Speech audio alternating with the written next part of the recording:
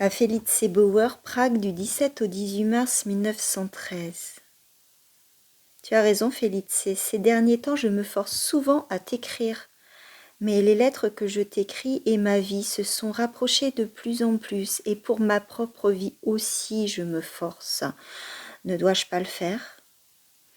Il n'y a presque pas un mot non plus qui me coule de source. Mais il arrive de loin, capturé en chemin, par hasard et dans des circonstances exceptionnelles. Quand j'étais en pleine écriture et en pleine vie, je t'ai écrit un jour que tout vrai sentiment n'avait pas à chercher les mots adéquats, mais qu'il entrait en collision avec eux, ou même qu'il était mu par eux. Peut-être que ce n'est malgré tout pas tout à fait vrai. Mais comment pourrais-je, même d'une main très assurée, obtenir de toi par l'écriture tout ce que je veux atteindre, te persuader simultanément du sérieux de ces deux prières ? Garde-moi dans ton amour et déteste-moi.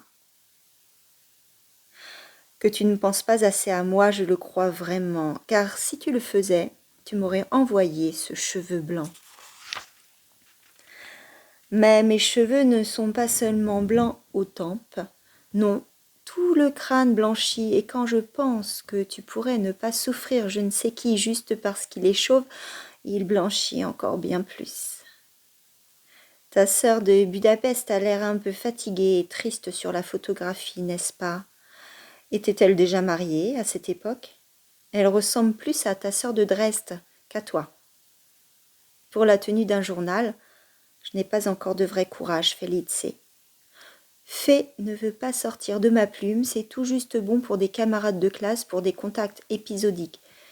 Felice, c'est plus que cela, c'est déjà un véritable embrassement. Et moi qui suis tributaire des mots, ici et par nature, je ne peux pas manquer pareille occasion. On n'y trouverait en fin de compte que des choses insupportables, des choses tout à fait impossibles. Et serais-tu disposée, ma chérie, à lire ces feuillets comme un journal et non comme une lettre ? Il faudrait me donner cette garantie au préalable. Cet après-midi, j'ai écrit comme si mon voyage à Berlin ne dépendait que de moi. La seule raison en est l'urgence de la lettre. Bien sûr que le voyage dépend avant tout de ton avis. Porte-toi bien, ma chérie, je t'écrirai encore demain dans la journée pour te dire ce qu'il en est de cet obstacle à mon voyage. Franz. As-tu déjà lu les textes de Félix et d'Oscar ? Je ne connais pas Monte-Carlo.